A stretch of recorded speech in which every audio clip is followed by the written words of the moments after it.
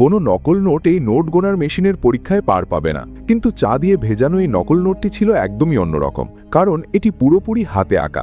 এরপর তারা সব নোটগুলো একইভাবে তৈরি করল, তারপর দড়িতে ঝুলিয়ে হেয়ার ড্রায়ার বা ব্লোয়ার দিয়ে শুকিয়ে নিল, আর এভাবেই তৈরি হয়ে গেল এক গাদা পুরনো নোট।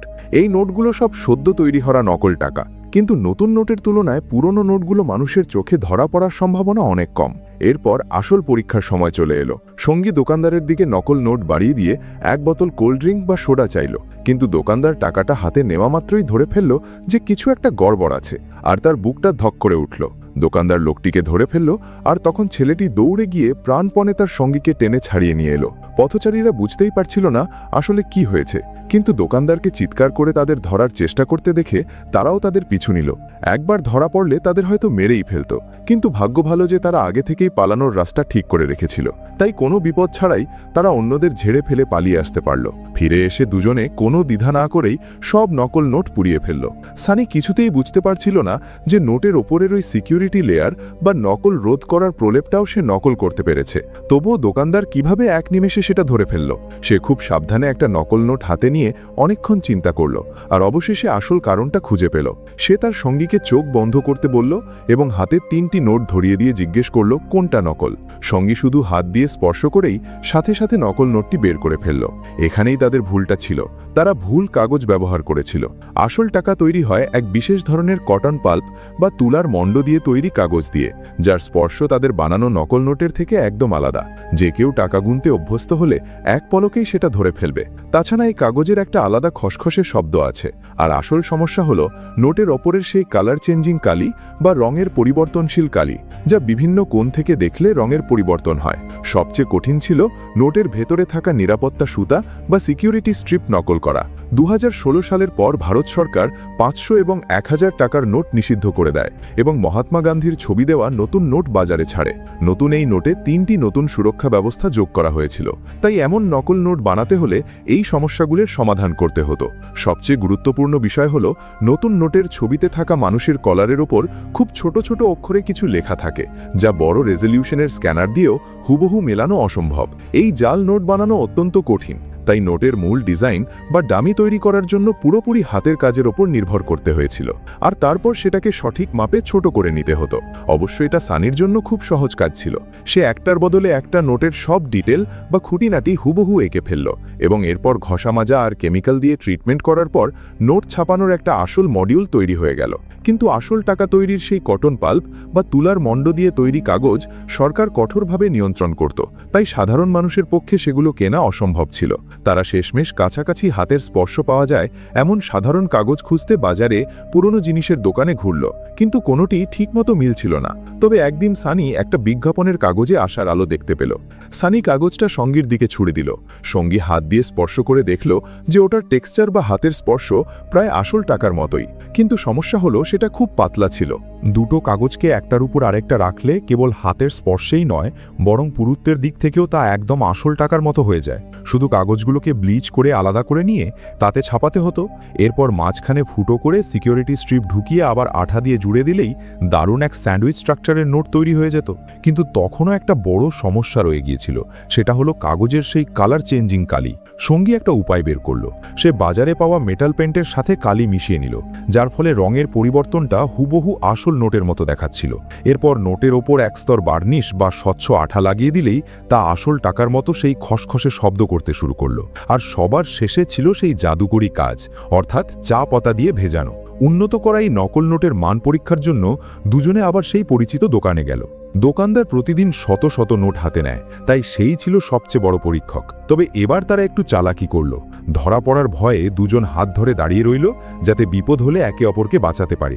সানি যখন নকল নোটটি বাড়িয়ে দিল, তখন তার বুক ধড়ফড় করছিল, আর বাইরে তার সঙ্গী পালানোর জন্য তৈরি ছিল। কিন্তু পরের মুহূর্তেই দেখা গেল দোকানদার কোনো কিছু না ভেবেই তাদের হাতে এক বোতল সোডা আর বাকি টাকা ধরিয়ে দিল। হাতে ধরা সোডার বোতলটার দিকে তাকিয়ে দুজনেই অবাক।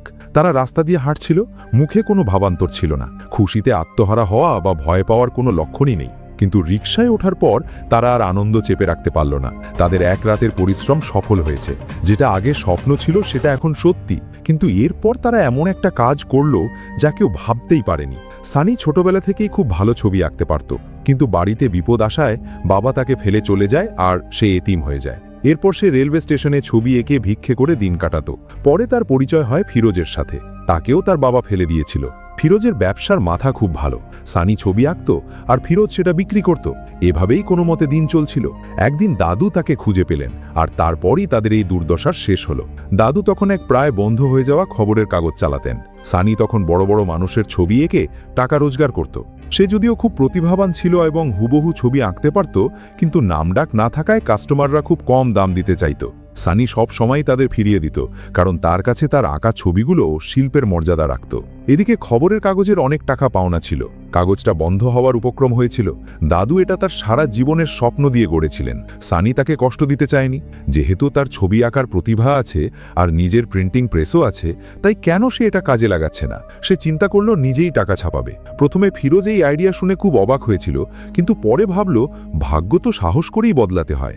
বুদ্ধি আর সাহস খাটিয়ে দুজনে মিলে হুবহু আসল টাকার মতো নকল নোট বানিয়ে ফেলল। তারা স্থানীয় এক গ্যাংস্টার বা মাফিয়া ডনের কাছে গেল এবং তাকে নকল নোটগুলো দেখালো। ডন সেগুলো দেখে বুঝল যে এগুলো আসলেই খুব নিখুঁত, কিন্তু সে তখনও পুরোপুরি নিশ্চিত হতে পারছিল না। সানি তার কাছ থেকে দুটি আসল নোট চেয়ে নিল এবং সেগুলোকে নিজের নকল নোটের সাথে মিশিয়ে ফেলল। তারপর 3টে নোট তার সামনে রেখে বলল কোনটা নকল খুঁজে বের করতে। ফিরোজ চ্যালেঞ্জ ছুড়ে দিল, বলল যদি সে খুঁজে বের করতে পারে তবে 1 লাখ টাকার নকল নোটের প্যাকেটটা সে তাকে ফ্রি দিয়ে দেবে। সানি কিছুক্ষণ ভেবে বলল যদি ডন সঠিক নোটটা ধরতে পারে তবে সানি তাকে 1 লাখ আসল টাকা দেবে, কিন্তু যদি সে ভুল করে তবে ডন তাকে 1 লাখ দেবে। আসলে তাদের কাছে তখন অত টাকা ছিল না। সে শুধু সাহস করে বাজি ধরছিল যে ডন আসল নকলের পার্থক্য ধরতে পারবে না, কারণ নোটগুলো তো ইতিমধ্যেই পরীক্ষিত। ডনও তার এই আত্মবিশ্বাসী আচরণ দেখে ঘাবড়ে গেল এবং সানিকে সরাসরি উত্তর জানিয়ে দিতে বলল। কিন্তু সানি নিজেই নোটগুলো দেখে বলল সে নিজেও এখন আর বুঝতে পারছে না কোনটা আসল কোনটা নকল। ডন 3টে নোট হাতে নিয়ে অনেকক্ষণ ধরে দেখল, কিন্তু সে নিজেও নকল নোটটা চিনতে পারল না। সানি বলল 200 আসল নোটের বদলে 500 নকল নোট দেওয়া হবে, যার সর্বনিম্ন অর্ডার হলো 1 লাখ। ডন সাথে সাথে 2 কোটির অর্ডার দিয়ে দিল এবং সময় দিল মাত্র 2 সপ্তাহ। দুজনেই অবাক, প্রথমবারেই এত বড় অর্ডার পেয়ে গেল। সানি কোনো কিছু না ভেবেই রাজি হয়ে গেল। চলে আসার সময় ডন সেই 1 লাখ টাকার নকল নোটের প্যাকেটটা রেখে দিল। ফেরার পথে ফিরোজ সানিকে বকাঝকা করতে লাগলো। এত সহজে রাজি হওয়াটা ঠিক হয়নি। এই 1 লাখ নোট ছাপাতেই তাদের জান বেরিয়ে গিয়েছিল, আর 2 সপ্তাহে 2 কোটি ছাপানো তো অসম্ভব। তাদের কাছে পর্যাপ্ত কাঁচামাল নেই, প্রিন্টিং মেশিনও নেই, আর সবচেয়ে বড় কথা হলো একমাত্র 1 লাখ আসল স্যাম্পেলটাও ডনের কাছে রয়ে গেছে। এখন তাদের কাছে কিচ্ছু নেই, কিন্তু সানি তার পরিকল্পনা ঠিক করে ফেলেছে। সে তার চাচার কাছে গেল এবং সব খুলে বলল। চাচা সব শুনে ঘামতে শুরু করলেন, কারণ এটা বেআইনি আর দাদু কখনোই এটা মেনে নেবেন না। কিন্তু এখন রিপোর্ট বা খবরের কাগজ বাঁচানোর এটাই একমাত্র পথ ছিল। বাবার কষ্ট করা এই গড়াই সাম্রাজ্য হাতছাড়া হতে দেওয়া না যাওয়ায় ভেবে চাচা শেষ পর্যন্ত রাজি হলেন, কিন্তু তিনি আগে সানির নকল নোটগুলো পরীক্ষা করতে চাইলেন। সানি তাকে নিয়ে একটা বড় রেস্টুরেন্টে গেল এবং বিল দেওয়ার সময় খুব সাধারণভাবেই ওয়েটারকে একটা নকল নোট দিল। পাশের চাচার তখন হার্টবিট বেড়ে গিয়েছিল, ভয়ে হাত কাঁপছিল। যদি ধরা পড়ে যায় তাহলে দুজনকেই সরাসরি জেলখানায় পুঁছতে হবে। কিন্তু পরের মুহূর্তেই সানি তখন চাচাকে কাউন্টারের দিকে তাকাতে বলল। এই মুহূর্তে কাউন্টারের লোকটা নোটগুলোর আসল নকল যাচাই করছিল। যতক্ষণ না ওয়েটার বাকি টাকা ফেরত দিল, সানি সেটাকে টিপস হিসেবে রেখে দিল। তবে অনেক বেশি পরিমাণে ছাপাতে হলে তাদের একটি দ্রুত গতির প্রিন্টিং মেশিন প্রয়োজন, আর দরকার আরও বড় প্লেট, যাতে একবারে অন্তত 6টি নোট ছাপানো যায়। সাথে কমপক্ষে 50 কেজি কালির দরকার, আর খবরের কাগজের কাটিং মেশিনটারও একটা নতুন মোটর লাগানো জরুরি। এছাড়াও নোটগুলো শোকানোর জন্য কয়েকটা ড্রায়ার দরকার, আর এসব কিছুর জন্যই প্রচুর টাকার প্রয়োজন। কিন্তু সানির চোখে মুখে কোনো দুশ্চিন্তার ছাপই ছিল না। সেদিনই সে ফিরোজকে সাথে নিয়ে ব্যাংকে চলে গেল। এর আগেই দাদু এখানে প্রচুর ঋণ নিয়েছিলেন, সেই টাকাই এখনো শোধ হয়নি। তার উপর আবার তারা লোন নিতে এলো। ব্যাংকের লোকজন তো রাগে মারার মতো অবস্থা, কিন্তু সানি কথা দিল যে 1 মাসের মধ্যে তারা টাকা শোধ করে দেবে এবং 10% বাড়তি সুদও দেবে। টাকা হাতে পেতেই খুব দ্রুত তারা সব সরঞ্জাম কিনে ফেলল। কিন্তু আসল প্রশ্ন হলো, টাকা ছাপানোর সেই বিশেষ কটন পাল্প বা তুলার মণ্ড দিয়ে তৈরি কাগজ তারা কোথায় পাবে? অল্প কিছু নোট ছাপানোর জন্য বিজ্ঞাপনের কাগজ দিয়ে চললেও 2 কোটি টাকা ছাপাতে হলে তো পেশাদার মানের কাগজই লাগবে। ফিরোজ সাপ্লায়ারের সাথে যোগাযোগের চেষ্টা করল, কিন্তু সরকারি কড়াকড়ির কারণে এর জন্য সব বৈধ নথিপত্র প্রয়োজন ছিল। সে তাড়াতাড়ি ফোন রেখে রেখে দিল। বোঝাই যাচ্ছে বৈধ উপায়ে কাগজ পাওয়ার রাস্তা বন্ধ, তাই এখন অবৈধ উপায়ই একমাত্র পথ। দুজনে মিলে তাদের একদল বখাটে বন্ধুকে ডাকলো, আর গভীর রাতে তারা সবাই মিলে পেপার মিলে হামলা চালালো। তখন সেখানকার কর্মীরা আমেরিকার কোপা আমেরিকা ফুটবল ম্যাচ দেখছিল। কিছু বুঝে ওঠার আগেই তারা ওদের কবজায় নিয়ে নিল। সানি বলল, ওই দিকে যাও, 45 GSM এর কাগজ খুঁজে বের করো।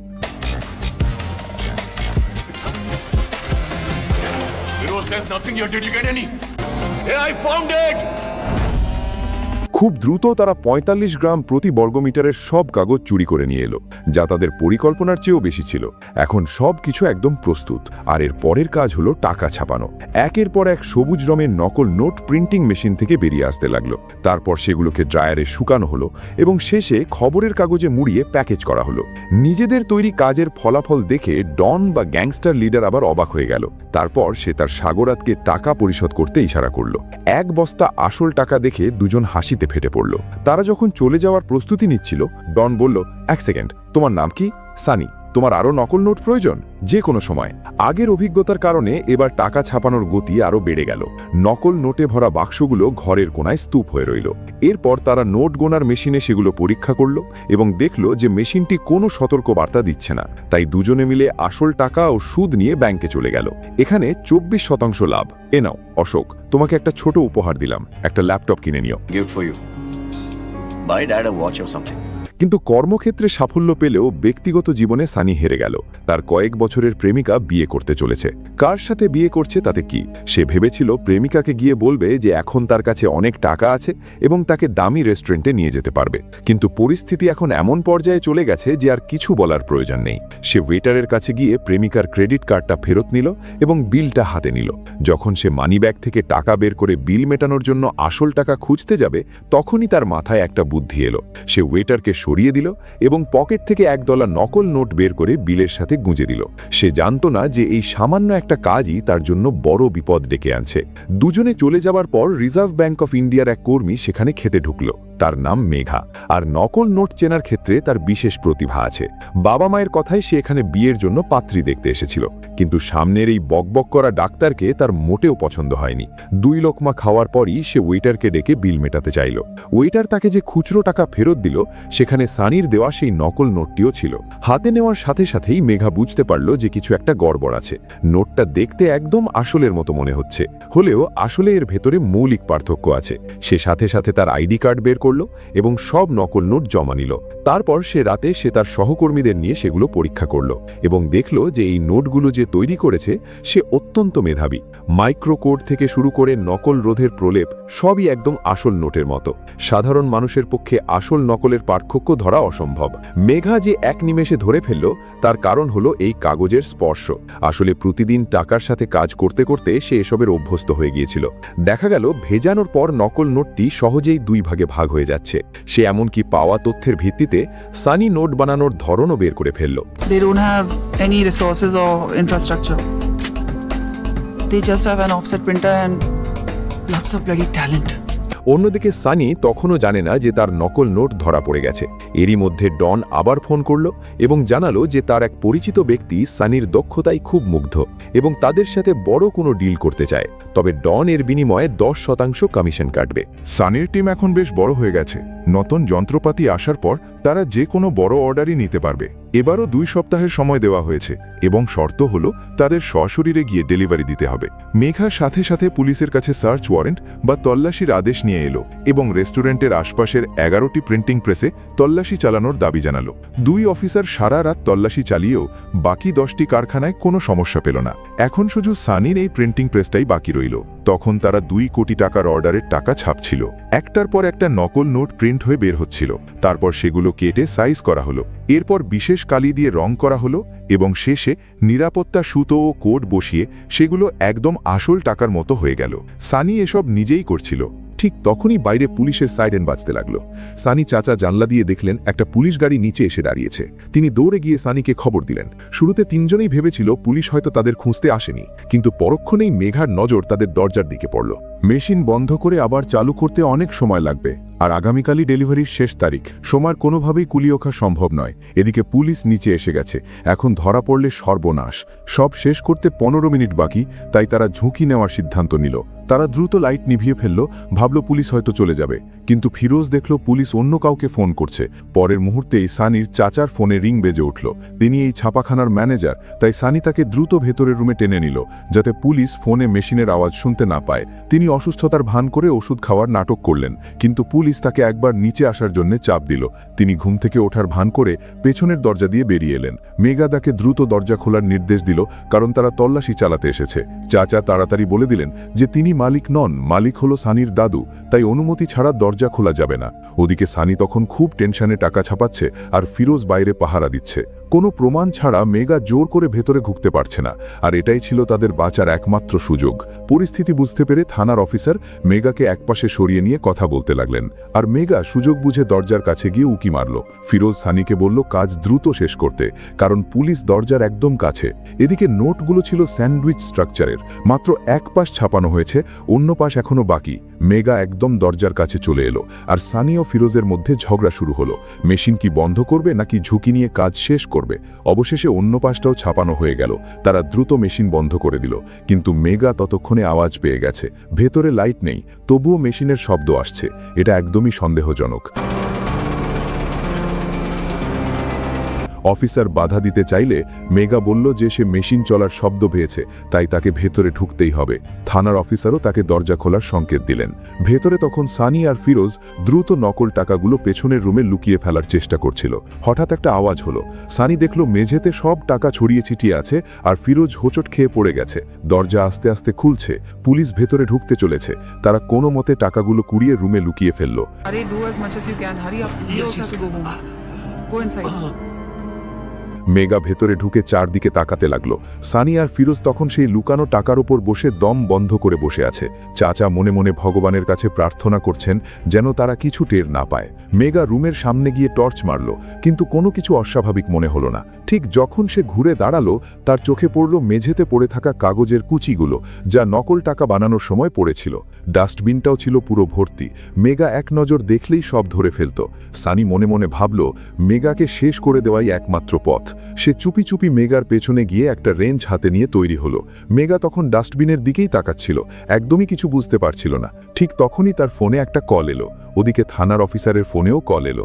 আসলে মেঘা যখন রেস্টুরেন্টে নকল নোট পেয়েছিল, তখন সে উপরে তল্লাশির অনুমতি চেয়েছিল, কিন্তু তাকে ফিরিয়ে দেওয়া হয়েছিল, কারণ তারা ব্যাংক, পুলিশ নয়। ঠিক তখনই পুলিশ হেডকোয়ার্টার্স একটি বিশেষ anti fake currency task force গঠন করে, যাদের টার্গেট ছিল দালাল, তার সহযোগী কিচুক কাকা এবং ডিলার বিলালকে ধরা, যারা মধ্যপ্রাচ্য থেকে ভারতে নকল টাকা পাঠাতো। মেঘা যখন তার পাওয়া নকল নোটগুলো নিয়ে সেই টাস্ক ফোর্সের কাছে গেল, তারাও তাকে ফিরিয়ে দিল, কারণ তাদের লক্ষ্য ছিল বড় অপরাধীরা। সানির মতো ছোটখাটো প্রিন্টিং প্রেস নয়। কিন্তু মেঘা হার মানেনি। সে অফিসের সিল চুরি করে সার্চ ওয়ারেন্টে মেরে পুলিশের কাছে নিয়ে এসেছিল। এখন হেডকোয়ার্টার্স থেকে কল এসেছে যে জরুরি ভিত্তিতে তাকে ফিরে যেতে হবে, কারণ বড় কোনো অপারেশন চলছে। সানি কোনো মতে প্রাণে বেঁচে গেল, কিন্তু তার মনের অবস্থা এখনও স্বাভাবিক নয়, কারণ সে সত্যি সত্যি খুনের প্রস্তুতি নিয়ে ফেলেছিল। যাই হোক, 2 কোটি টাকার নকল নোট কোনো বিপত্তি ছাড়াই তৈরি হয়ে গেল। তবে সানি ঠিক করল এই ডেলিভারির পর তারা জায়গা বদলাবে। পরদিন তারা মাল নিয়ে যাওয়ার পথে পুলিশের চেকপোস্টে পড়ল। সব কাগজপত্র ঠিক থাকা সত্ত্বেও পুলিশ ট্রাকের পেছনে চেক করতে চাইল। সানি একদম ঘাবড়ালো না, উল্টো সে নিজেই পুলিশকে ডেকে দেখালো। ভেতরে শুধু সিনেমার ডিরেক্টরি বা বই রাখা ছিল। পুলিশ সেগুলো খুব ভালো করে পরীক্ষা করতে লাগলো। বইয়ের নিচের আসল জিনিসটা ধরা পড়ার ঠিক আগ মুহূর্তে সানি ইচ্ছাকৃতভাবে পাশে রাখা মদের বোতল ফেলে শব্দ করল। পুলিশ মদের বোতলগুলো পেয়ে সানিকে আটকে ফেলল। সানি বলল এটা তাদের ফিল্ম ডিরেক্টরি, কিন্তু পুলিশ ভাবল সে মদ্যপান অবস্থায় গাড়ি চালাচ্ছে এবং চোরাচালান করছে। ফিরোজ পরিস্থিতি সামলাতে 2 বোতল মদ আর 25,000 টাকা ঘুষ দিতে চাইল, কিন্তু পুলিশ 6 বোতল মদ আর 30,000 টাকা দাবি করল। কোনো উপায় না দেখে টাকা দিয়ে পার পেল। এরপর তারা নির্ধারিত স্থানে গিয়ে ডিল সম্পন্ন করল। ডিল শেষ করে ফেরার পথে তারা কোটিপতি হওয়ার স্বপ্ন দেখছিল, কারণ আসল টাকা পাওয়া মানেই নিরাপত্তা। এদিকে মেগার রিজার্ভ ব্যাংক রিসার্চ টিম সিটি 600 নামের একটি নতুন চিপ তৈরি করল, যা দিয়ে নাকি সব নকল টাকা শনাক্ত করা সম্ভব। ভারত জুড়ে সব ব্যাংকে এই চিপ বসানো হলো, এবং এর সাহায্যে টাস্ক ফোর্স অনেক বড় বড় নকল টাকার চালান ও অপরাধীদের ধরতে শুরু করল। এই চালানগুলো সব আসতো সেই মূল ডন দালালের কাছ থেকে, যার নেটওয়ার্ক ছিল বিশাল। নকল টাকাগুলো ভারতের আনাচে কানাচে ছড়িয়ে দেওয়া হচ্ছিল, কিন্তু নোটের মান ঠিক না থাকায় ব্যাংকের নতুন নোট গোনার মেশিন সহজেই সেগুলো ধরে ফেলছিল। বিশেষ টাস্ক ফোর্সের একের পর এক অভিযানে তার আয়ের বেশিরভাগ পথই বন্ধ হয়ে গিয়েছিল। সে যখন এই নিয়ে চিন্তিত, তখন তার এক লোক ভারতের শাখা থেকে আনা একটি নকল নোট তার সামনে নিয়ে এলো। ঠিক সেই নোটটি যেটা সানি তার ক্লায়েন্টকে বিক্রি করেছিল। নোটটা দেখে দালোল স্তম্ভিত হয়ে গেল। সে ভাবতেই পারেনি যে কোনো নকল নোট ব্যাংকের মেশিনের পরীক্ষায় উতরে যাবে। তার নিজের তৈরি নকল নোটের চেয়েও এটা অনেক বেশি নিখুঁত। সে বুঝল, এটা যদি সে নিজের নিয়ন্ত্রণে আনতে পারে তবে সে আবার আগের জায়গায় ফিরে যেতে পারবে। দালোল মুহূর্তেই আশার আলো দেখল। এদিকে সানি তখন বাড়িতে ঘুমোচ্ছিল। এমন সময় 3 জন লোক নিঃশব্দে তার বিছানার পাশে এসে দাঁড়ালো। তারা সানিকে আলতো করে ডেকে তুলল আর তারপরই এক ঘুষি মেরে অজ্ঞান করে ফেলল। সঙ্গী ফিরোজ পরিস্থিতি খারাপ বুঝে পালানোর চেষ্টা করল, কিন্তু তারা আগে থেকেই সব প্রস্তুতি নিয়ে রেখেছিল। তাই শৌখের থেকে বের হওয়ার আগেই তাকে ধরে গাড়িতে তুলে নিল। যারা তাদের ধরেছিল সে দালোল নিজেই। সে তার নিজের তৈরি করা একটি নকল নোট সানির হাতে দিয়ে সমালোচনা করতে বলল। সানি নোটটা ছুঁয়েই বলল, কাগজটা ভালো, কিন্তু জলছাপ আর সিকিউরিটি কোড খুব বাজেভাবে তৈরি করা হয়েছে। নকশা আর লেখাও অখাদ্য। তাছাড়া এগুলো ছোট করতে কম্পিউটারের প্রয়োজন নেই। এর জন্য দরকার শিল্পীর জাদুর ছোঁয়া, অর্থাৎ হাতে আঁকা। সে সরাসরি বলল, এই নোট কোনোভাবেই মেশিনের পরীক্ষায় টিকবে না। দালাল অবাক হয়ে গেল। সানি হুবহু ধরে ফেলেছে যে তার তৈরি নোটগুলো মেশিনের কাছে হার মেনেছে। সে বুঝতে পারল এই সাধারণ দেখতে যুবকটি আসলে সেই জহুরি বা প্রতিভা যাকে সে খুঁজছিল। সে সানিকে আলাদা করে নিয়ে বন্ধুর মতো কথা বলতে শুরু করল। দালোল বলল, সানির প্রযুক্তি আছে আর তার কাছে আছে বিশ্বের সেরা যন্ত্রপাতি ও নেটওয়ার্ক। দুজন মিলে কাজ করলে অঢেল সম্পদ আয় করা সম্ভব। ছোটবেলা থেকে বাবার অবহেলা আর পৃথিবীর নিষ্ঠুরতা দেখা সানিও বড় কিছু করার স্বপ্ন দেখত। তাই সে কোনো দ্বিধা ছাড়াই রাজি হয়ে গেল। তাদের প্রথম চালানের পরিমাণ ছিল 1200 কোটি টাকা, যার ওজন ছিল 60 টনের মতো। এরপর সে দুজনকে তার গোপন কারখানায় নিয়ে গিয়ে যন্ত্রপাতি দেখালো। দাদুর ছোট ছাপাখানায় বড় হওয়া সানি এর আগে এত আধুনিক মেশিন কখনো দেখেনি। দালোল বলল, এখানে সবকিছুই সেরা, কিন্তু সানি আর ফিরোজ সেরা কিনা তা সে জানে না। নিজেদের দক্ষতা প্রমাণ করতে দুজনে দালোলের চাহিদা অনুযায়ী নোট ছাপাতে শুরু করল।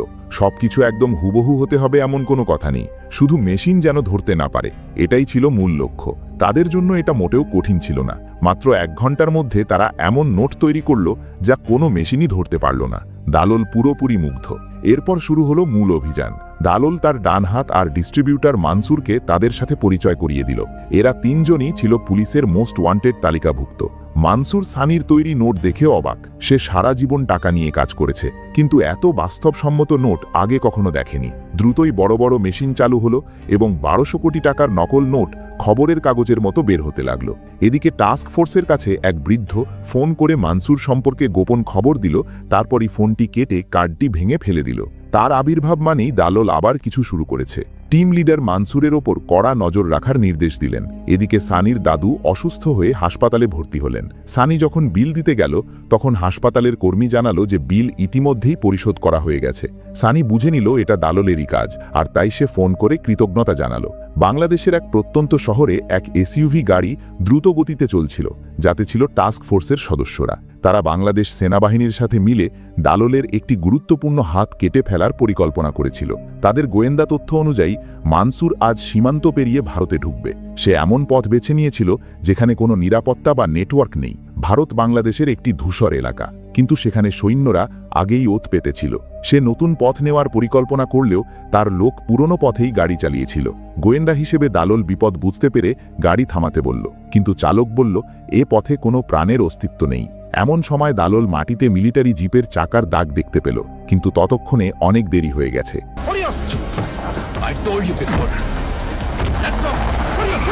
টাস্ক ফোর্সের সাথে তাদের তুমুল বন্দুকযুদ্ধ শুরু হলো। অপরাধীরা প্রাণের ভয়ে দ্রুত আত্মসমর্পণ করল, কিন্তু মানসুর পালিয়ে যাওয়ার চেষ্টা করেও শেষে ধরা পড়ল। দালোল খবরটা পেল এবং শক কাটতে না কাটতেই এক নারী সেখানে এসে হুমকি দিতে শুরু করল। সে হাই কমান্ডের প্রতিনিধি। তার অধীনে থাকা ভারতের চ্যানেলগুলো বন্ধ হয়ে যাওয়ায় সে জবাবদিহি করতে এসেছিল। দালোলকে এখন মানসুরের বদলে কাউকে নিয়োগ দিতে হবে। নারীটি নিজের পছন্দ করা প্রার্থীকে বসাতে চাইলেও দালোল তা নাকচ করে দিল, কারণ তার মাথায় আগে থেকেই সানির নাম ছিল।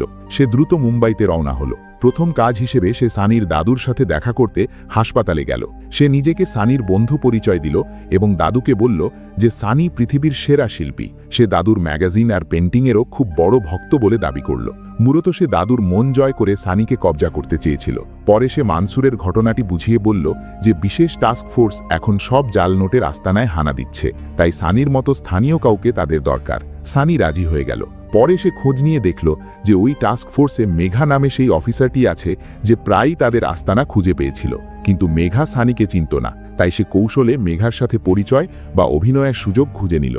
সানি খুব দ্রুত মেঘার মনোযোগ আকর্ষণ করতে সক্ষম হলো। দুজনে একসাথে বসে কফি খেল। মেঘা যখন জানালো যে সে বাসা খুঁজছে, সানি বলল যে সে একজন ভালো বাড়িওয়ালাকে চেনে, যার ভাড়ার দর যেমন সস্তা তেমনি পরিবেশও খুব চমৎকার। পরের দিনই সানি তাকে সেই অ্যাপার্টমেন্ট দেখাতে নিয়ে গেল। মেঘা দেখল জায়গাটা সত্যিই দারুণ, একদম হ্রদের পাশে, পরিবেশও খুব সুন্দর। সানি তখন ফোনে কথা বলার ভান করে মেঘার কাছে গিয়ে বলল যে তার ফোনের চার্জ শেষ, জরুরি একটা কলের জন্য মেঘার ফোনটা একটু ব্যবহার করা যাবে কিনা। মেঘা নির্দ্বিধায় ফোনটা দিয়ে দিল। এরপর বাড়িওয়ালা যখন মেঘাকে ফ্ল্যাটের ভেতরের খুঁটিনাটি দেখাচ্ছিল, সেই ফাঁকে সানি মেঘার ফোনে একটা হিডেন স্পাইওয়্যার বা গোপন সফটওয়্যার ইনস্টল করে দিল। এই সফটওয়্যারের মাধ্যমে মেঘার ফোনের সব তথ্য, এমনকি চ্যাট হিস্ট্রিও সানির হাতের মুঠোয় চলে এলো। অন্যদিকে লেনদেনের বিপরীতে স্পেশাল টাস্ক ফোর্স মানসুরকে নিয়ন্ত্রণে নিয়ে নিল। তার প্রাণের ভয় দেখিয়ে এবং ভবিষ্যতে টাকা দিয়ে সুখে শান্তিতে থাকার প্রলোভন দেখিয়ে তারা তাকে সফলভাবে পুলিশের গুপ্তচর বানিয়ে ফেলল। মানসুর জানালো একজন আর্টিস্ট বা শিল্পী আছে, তবে তার বেশি কিছু জানা নেই। সে মানসুরের জন্য 2015 সালের নতুন একটি সিগনেচার তৈরি করে দিয়েছে। মানসুর সম্প্রতি মেক্সিকোতে ছিল, আর কোনো বড় কিছু ঘটার আগেই সে কেবল মেক্সিকোতেই যায়। সেই শিল্পী এখন মানসুরের খুব কাছাকাছি আছে। সে বলল ওই শিল্পীকে ধরতে পারলেই দালালের জাল টাকার পুরো সাম্রাজ্য ভেঙে পড়বে। পুলিশের দরকার মানসুরের আসল তথ্য, কিন্তু সেখানে কি কোনো ইনসাইডার বা ভেতরের লোক আছে? সে জানালো হ্যাঁ, এমন একজন আছে, তবে তাকে সুরক্ষিত রাখার দায়িত্ব পুলিশের, কারণ না হলে সে মারা যাবে। এই মেশিন প্রতি সেকেন্ডে 1 লাখ জাল নোট ছাপাতে পারে, আর অপরাধীরা টানা 2 সপ্তাহ ধরে এটি চালিয়েছিল, কারণ তাদের লক্ষ্য ছিল 60 টন বা 1200 কোটি টাকা ছাপানো। যদি এই নোটগুলো কোনো জাহাজের ডেকে বিছিয়ে দেওয়া হতো, তবে পুরো ডেক ভরে যেত। তাদের পরিকল্পনা ছিল এই টাকা ভারতে পাঠিয়ে শত শত চ্যানেলের মাধ্যমে ছড়িয়ে দেওয়া, যার ফলে ভারতের প্রতি 10টি নোটের মধ্যে একটি জাল হয়ে গিয়েছিল। পুলিশ এই চক্রকে ধরতে দিশেহারা হয়ে পড়েছিল, কিন্তু এই অপরাধীরা পুলিশের সাথে দীর্ঘদিনের অভিজ্ঞতায় সব নিয়মকানুন জানত, তাই তারা সহজেই পুলিশের নজর এড়িয়ে নিরাপদ রুট খুঁজে নিল। কিন্তু পরের মুহূর্তেই তারা 1200 কোটি টাকার সেই কন্টেনারগুলো সমুদ্রে ডুবিয়ে দিল এবং জাহাজ ছেড়ে পালিয়ে গেল। কিছুক্ষণ পর সৈকতে ঘুরতে আসা পর্যটকরা অবাক হয়ে দেখল একটি বিশাল পণ্যবাহী জাহাজ বিনা চালকে তীরের দিকে এগিয়ে আসছে। পুলিশ পুরো জাহাজ তল্লাশি করল, কিন্তু কোনো জাল টাকা বা অপরাধী কাউকেই পেল না। এর কয়েকদিন আগে পুলিশ সীমান্তে অনেক জাল টাকা উদ্ধার করেছিল, কিন্তু মেঘা খেয়াল করল যে সেগুলো পুরনো মডেলের জাল টাকা এবং ব্যাংকের মেশিনে ধরা পড়ছে। দালাল এবার সানির তৈরি নতুন মডেলের নোট পাঠাচ্ছিল, যা কোনো আধুনিক মেশিনেই শনাক্ত করা সম্ভব নয়। অর্থাৎ সীমান্তে উদ্ধার হওয়া ওই জাল টাকাগুলো ছিল নিছক একটা টোপ, যাতে পুলিশ এদিকেই মনোযোগ দেয় আর 1200 কোটির আসল চালানটি নিরাপদে পৌঁছে যায়। সবচেয়ে আশ্চর্যের বিষয় হলো পুলিশের ইনফরমার বা গুপ্তচর থাকা সত্ত্বেও তারা কেন বারবার ব্যর্থ হচ্ছে। সব রহস্যের মূলে ছিল মেঘা। সানির সাথে পরিচয়ের পর থেকেই সে মেঘার ফোনে সেই হিডেন সফটওয়্যার ঢুকিয়ে দিয়েছিল, ফলে পুলিশের সব পরিকল্পনা সানি আগে ভাগেই জেনে যাচ্ছিল। মেঘা অজান্তেই অপরাধীদের ইনফরমার হয়ে গিয়েছিল। আবার সানি নিজেও জানত না যে তার টিমের ভেতরেও একজন বিশ্বাসঘাতক আছে। যখনই সে নতুন কোনো রুটের পরিকল্পনা করত, পুলিশ তা জেনে যেত, আর সে আবার মেঘার ফোনের মাধ্যমে পুলিশের পরিকল্পনা জেনে রুট বদলে ফেলত। তারা শ্রীলঙ্কার পথ ধরার পরিকল্পনা করল। পুলিশ বলল নৌবাহিনীকে ফোন করো, কিন্তু রুট বদলানোর সাথে সাথেই পুলিশ তা জেনে গেল। মেঘা অবাক, এরা কিভাবে জানছে? এদিকে অপরাধীদের টিমের ভেতরেও এক বিশ্বাসঘাতক ছিল, সে খবর পাচার করছিল। দ্রুতই দুই পক্ষই বুঝতে পারল যে তাদের ভেতরেই কেউ আছে। টাস্ক ফোর্স সবার ফোন চেক করল, কিন্তু সফটওয়্যারটি এনক্রিপ্টেড হওয়ায় তারা কিছু পেল না। সানি দালালকে ফোন করে জানালো আমাদের ভেতরে কেউ খবর দিচ্ছে। এখন একমাত্র উপায় হলো নতুন রুট খোলা। পুরনো 50টি রুটই ফাঁস হয়ে গেছে।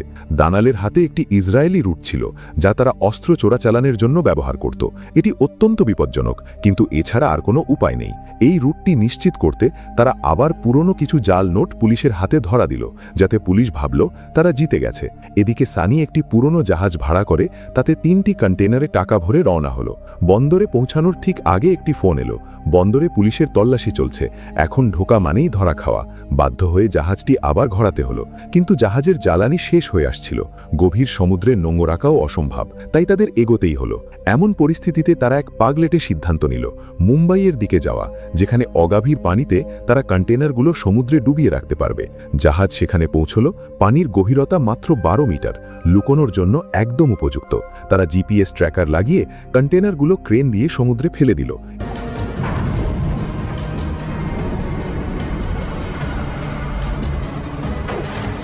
এরপর তারা লাইফ বোটে করে পালালো। পুলিশ যখন জাহাজের পেছনে ছুটল, তখন তারা নতুন নৌকায় করে ফিরে এসে জিপিএস ট্র্যাকার ব্যবহার করে সেই কন্টেনারগুলো তুলে নিল এবং 3টি বড় ট্রাকে করে 1200 কোটি টাকার জাল নোট ভারতে ঢুকিয়ে ফেলল। কিন্তু তারা কখনোই কল্পনা করতে পারেনি যে এই টাকাগুলো তাদের জন্য গলার কাঁটা হয়ে দাঁড়াবে। তাদের ব্যাংক বা বড় জায়গায় ডাকাতি করার একটা অদ্ভুত অভ্যেস ছিল।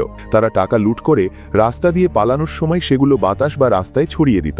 মুহূর্তের মধ্যে টাকাগুলো বৃষ্টির মতো ঝরতে শুরু করত, আর পেছনের গাড়িগুলো থামিয়ে সেই দুর্লভ ত্রাণ পেয়ে খুশিতে মেতে উঠত। কিন্তু গাড়ির ভেতরে থাকা সানি আর ফিরোজ থামত না। তাদের হাত চলতেই থাকত, আর পেছনের ডিকি থেকে টাকা উড়তে থাকত।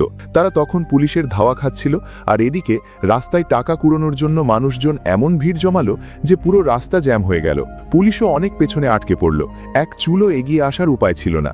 এত ত্যাগ স্বীকার করে অবশেষে তারা পুলিশের নাগাল থেকে বাঁচল। কিন্তু একটু ভুল মোড়ে সানির গাড়ি ফুটপাতে ধাক্কা খেল। সাথে সাথে সব টাকা ছড়িয়ে পড়ল, আর মানুষজন মালিকানা তোয়াক্কা না করেই গাড়ির ভেতর থেকে টাকা ছিনিয়ে নিতে ঝাঁপিয়ে পড়ল। মুহূর্তের মধ্যে পুরো জায়গার লোকে লোকারণ্য হয়ে গেল।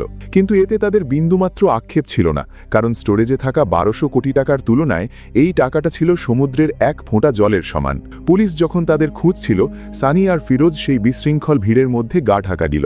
রাস্তায় টাকা কুড়োনোয় মত্ত মানুষগুলোকে দেখে পুলিশ কেবল দীর্ঘশ্বাসই ফেলতে পারল। 1200 কোটি টাকার জাল নোট ভারতে আনার পর দুই ভাই টাকার সাগরে ভাসতে লাগলো। তারা একটা পুরো শোরুমের সব গাড়ি কিনে নিল। প্রতিদিন নতুন নতুন দামি গাড়ি আর বাড়ি কিনতে লাগলো। দোকানের মালিকরা বুঝতেই পারল না যে সেগুলো জাল নোট। যে দুই ভাই একসময় দুমুঠো অন্যের জন্য হিমশিম খেত, এখন তাদের একমাত্র চিন্তা কিভাবে এত টাকা দ্রুত খরচ করা যায়। কারণ পুলিশকে বোঝার সুযোগ না দিয়েই তাদের পুরো টাকাটা বাজারে ছড়িয়ে দিতে হতো। মুখে বলা সহজ হলেও 1200 কোটি টাকা বা 60 টন টাকা খরচ করা মোটেও সহজ ছিল না। কোনো উপায় না পেয়েও তারা মাত্র 10 ভাগের 1 ভাগ খরচ করতে পেরেছিল। দালাল যখন দেখল গুদামে এখনও পাহাড় সমান টাকা জমে আছে, তখন সে রেগে গিয়ে সানি আর ফিরোজকে নির্দেশ দিল যে কোনো মূল্যে যত দ্রুত সম্ভব টাকাগুলো বাজারে ছেড়ে দিতে হবে। পুলিশের মেঘার সাথে পরিচয়ের পর সানিদের সম্পর্ক গভীর হতে থাকে। মেঘা ঘুণাক্ষরেও টের পায়নি যে সে যাকে ধরার জন্য হন্যে হয়ে খুঁজছে সেই চিত্রশিল্পী তার পাশে শুয়ে আছে। একদিকে ন্যায় আর অন্যদিকে অপরাধ। দুই বিপরীত মেরুর মানুষ একে অপরের কাছাকাছি চলে এলো। এটা কি ভুল না ঠিক? মেঘার প্রতি অনুশোচনা বোধ থেকে সানি সে যখন গভীর ঘুমে থাকলো, তখন তার ফোন থেকে সেই আড়ি পাতার সফটওয়্যারটি ডিলিট করে দিল। আর এই একটা ভুল সিদ্ধান্তই তাকে বড় বিপদে ফেলে দিল। জাল টাকার কেস নিয়ে দিনরাত পরিশ্রম করা মেঘা সেদিন একটা বড় সূত্র পেল। সে দেখল সেই রেস্টুরেন্টে পাওয়া 500 টাকার নোট আর এখন বাজারে আসা 2000 টাকার নোট দুটোই একই লোকের হাতের কাজ। তাদের নকশা ও আকার শৈলী তো একই, আর সবচেয়ে বড় প্রমাণ হলো মাইক্রোস্কোপে দেখলে বোঝা যায় দুটোর ভেতরেই একটা ছোট এস লেখা আছে। এটি ছিল শিল্পীর নিজের কাজের ওপর অহংকার বা সই। এই সূত্র ধরে মেগা তদন্ত করতে গিয়ে দেখল 500 টাকার নোটগুলো সাধারণ মানুষের হাত ঘুরে এলেও 2000 টাকার নোটগুলো আসছে বিশেষ কোনো উৎস থেকে। কেন্দ্রীয় তদন্তকারী সংস্থা এক এমএলএর বাড়ি থেকে 200 কোটি টাকার জাল নোট জব্দ করল। এই টাকাগুলো সানি ও ফিরোজেরই তৈরি। তারা একসময় দালালের পরিচয় কুড়িয়ে দেওয়া সেই এমএলএর সাথেই ডিল করেছিল, যা এখন পুলিশের হাতে বড় ক্লু হয়ে ধরা দিল। পুলিশ সরাসরি এমএলএর বাড়িতে হানা দিল। নিজের পদ বাঁচাতে এমএলএ পুলিশকে সাহায্য করতে রাজি হলো এবং দালালকে ফোন করে জানালো যে তার আরও 100 কোটি টাকা প্রয়োজন। সানি তখন টাকা বের করার চিন্তায় অস্থির। তাই সে কোনো কিছু না ভেবেই এই অর্ডারে রাজি হয়ে গেল। তবে এমএলএ একটি শর্ত দিল, টাকাগুলো দুই ভাইকেই নিজে এসে ডেলিভারি দিতে হবে। এর আগে তাদের সাথে লেনদেন হওয়ায় সানি এটা নিয়ে তেমন ভাবল না। এমএলএর পরিকল্পনা ছিল সানি ও ফিরোজকে ফাঁদে ফেলা। এদিকে মেঘার ফোন থেকে স্পাইওয়্যার ডিলিট করে দেওয়ায় সানি জানতেই পারল না যে এটা একটা পাতা ফাঁদ। দুই ভাই গাড়ি নিয়ে ভূগর্ভস্থ পার্কিংয়ে পৌঁছল। সাবধানতা হিসেবে সানি ফিরোজকে নিচে দ্বিতীয় তলায় গাড়ি নিয়ে অপেক্ষা করতে বলল, আর সে নিজে একতলায় গেল ডেলিভারি দিতে। কিন্তু সেখানে গিয়ে সে দেখল যার সাথে দেখা করার কথা সে মেঘা। সাথে সাথে সে বুঝে গেল এটা একটা ফাঁদ বা বনা। পুলিশ এগিয়ে আসতেই সে দ্রুত গাড়ি নিয়ে পেছনের দিকে সরে গেল। আলো কম থাকায় মেঘা তার মুখ দেখতে পায়নি। পুলিশ অফিসারদের ওপর হুকুম জারি হলো, কিন্তু সানি দ্রুত দ্বিতীয় তলায় ফিরোজের কাছে চলে এলো। তারা দ্রুত পোশাক পাল্টে ফেলল এবং ক্লিনারের একটি গাড়ি নিয়ে সেখান থেকে বের হওয়ার প্রস্তুতি নিল। তারা প্রায় সফল হওয়ার পথে ছিল, কিন্তু পুলিশ প্রধান তাদের আটকাল। সানি কোনো ভয় না দেখিয়ে নিজেকে ক্লিনার বলে পরিচয় দিল। অফিসার যখন জানতে চাইল যে রূপালী রঙের কোনো ভ্যান দেখেছে কিনা, সে তখন খুব শান্তভাবে পুলিশকে ভুল পথ দেখিয়ে দিল। অফিসার কিছুক্ষণ তার দিকে তাকিয়ে থেকেও শেষমেশ বিশ্বাস করে ফেলল। ঠিক তখনই ওপরতলার পুলিশরা সেই রূপালী ভ্যানটি খুঁজে পেল, কিন্তু ভেতরে কাউকে পেল না। সাথে সাথে পুলিশ প্রধানকে ফোন দেওয়া হলো। अरे speak clearly. Now we found the car, but there's no one inside. Maybe they have switched the car now. শুরু হলো উত্তেজনাকর ধাওয়া। শেষে দুই ভাই 10 কোটি জাল টাকা রাস্তায় ছড়িয়ে দিয়ে পুলিশকে ধোঁকা দিয়ে পালাতে সক্ষম হলো। এই খবর মিডিয়ায় আগুন ছড়িয়ে দিল, কিন্তু কোথাও তাদের নাম বা ছবি এলো না। সব হেডলাইনে কেবল দালালের নাম ও ছবি। মিডিয়াকে দালালের পেছনে লাগতে দেখে সে ভাবল সানি ধরা পড়েছে এবং দালালকে ধরিয়ে দিয়েছে, কিন্তু আসলে এটি পুলিশের চাল ছিল। দালালকে জনসমক্ষে এনে তাকে চাপে ফেলে ভুল করতে বাধ্য করা। সানি এখনও বোকার মতো ভাবছিল যে দালাল তাকে বাঁচাবে। দালালের লোকের সাথে দেখা করতে গিয়ে সে সেফ হাউসে যেতে চাইল, কিন্তু দালাল ততক্ষণে সিদ্ধান্ত নিয়েছে যে সে সানিদের সরিয়ে দেবে। তাদের অনেক বেশি জেনে ফেলা এবং পুলিশের চাপই এর কারণ। দালালের কথা মতো তার লোক তাদের সেফ হাউসের দিকে নিয়ে যাচ্ছিল, কিন্তু রাস্তা চিনতে পেরে তারা বুঝতে পারল কোনো গড়বড় হয়েছে। পরিত্যক্ত এক বাড়িতে তাদের নিয়ে যাওয়া হলো। দালালের লোক সরাসরি বলল, তোমরা প্রতিভাবান, কিন্তু আজ তোমাদের শেষ দিন। ঠিক যখন তারা গুলি করার প্রস্তুতি নিল, দূরে ইঞ্জিনের শব্দ শোনা গেল। সানির বন্ধুরাই বাইকার গ্যাং নিয়ে এসে তাদের উদ্ধার করল। সানি আগেই বন্ধুদের সতর্ক করে রেখেছিল, কিন্তু বিপদ কাটল না। সানি ও ফিরোজ দাদুকে নিয়ে বিদেশ পালানোর কথা ভাবছিল। এমন সময় চাচার ফোন এলো। দাদুর কাগজের আগুন ধরিয়ে দেওয়া হয়েছে এবং দাদু ভেতরেই মারা গেছেন। খবরটা শোনার পর সানির পৃথিবী থমকে গেল। সে নিশ্চিত ছিল এটা দালালেরই কাজ। প্রতিশোধের আগুনে জ্বলে সে ফিরোজকে দূরে সরিয়ে দিল। সে চায় না তার বন্ধু আর বিপদ বাড়াক। গভীর রাতে সে একা বাইক নিয়ে দালালের আস্তানায় ঢুকে পড়ল। যেহেতু তারা নিজেদের নিরাপত্তার ব্যাপারে নিশ্চিত ছিল, তাই পাহারাদার কম ছিল। সানি সবাইকে কাবু করে ফেলল এবং দালালের ডান হাতকে গুলি করে পা ভেঙে দিল। এরপর সে তাকে জিম্মি করে ভল্টে ঢুকল। ওদিকে দালাল ভিডিও কল করল। রক্তমাখা সানিকে দেখে সে সব বুঝে গেল। সানি পেছনের পাহাড় সমান জাল টাকার দিকে ক্যামেরা ঘোরালো। দালাল ভয় পেয়ে মিনতি করতে লাগলো। সে বলল সে শুধু একটা শিক্ষা দিতে চেয়েছিল। দাদু যে ভেতরে তা সে জানত না, কিন্তু ততক্ষণে অনেক দেরি হয়ে গেছে। সানি লাইটার জ্বালিয়ে দিল। আমি দালালের বন্ধু নই। সানি তার পুরো জীবনের শিল্পকর্ম বা জাল টাকাগুলো নিজে হাতে জ্বালিয়ে দিল। দালাল ফোনের ওপারে কেঁদে ফেলল, কিন্তু সে তার হারানো টাকার জন্য নয়, বরং সানিকে আগেভাগে সরিয়ে না দেওয়ার ভুলটা বুঝতে পেরে কাঁদছিল। এই আগুনেই সব শেষ হয়ে গেল। দালাল নিঃস্ব হল, সানি প্রতিশোধ নিল। লোভ ও বিশ্বাসঘাতকতা দুজনেরই সর্বনাশ করল। জাল টাকা মানুষকে ঠকাতে পারে, কিন্তু ভাগ্যের লিখন বা পরিণতি কেউ এড়াতে পারে না। যখন শিল্প অপরাধের দাসে পরিণত হয়, তখন তা কেবল ছাই হয়েই ঝরে পড়ে। আর লোভ যখন সিদ্ধান্ত হয়, তখন মানবিকতা বলি হয়। আসল প্রতারণা টাকার বান্ডিলে নয়, আমাদের ভেতরের অসীম লোভের মধ্যে। সবকিছুরই শেষ আছে, তবে তার মাসুলটা অনেক সময় প্রত্যাশার চেয়েও অনেক বেশি হয়। তো এই ছিল আজকের ভিডিওটা যদি ভালো লেগে থাকে তাহলে একটা লাইক দিয়ে চ্যানেলটা সাবস্ক্রাইব করে রাখুন, কারণ এমনই অবিশ্বাস্য রহস্য, থ্রিলার আর সিনেমা এক্সপ্লেন নিয়েই আমরা প্রতিদিন নতুন ভিডিও নিয়ে আসি। দেখা হবে পরের ভিডিওতে। আল্লাহ হাফেজ।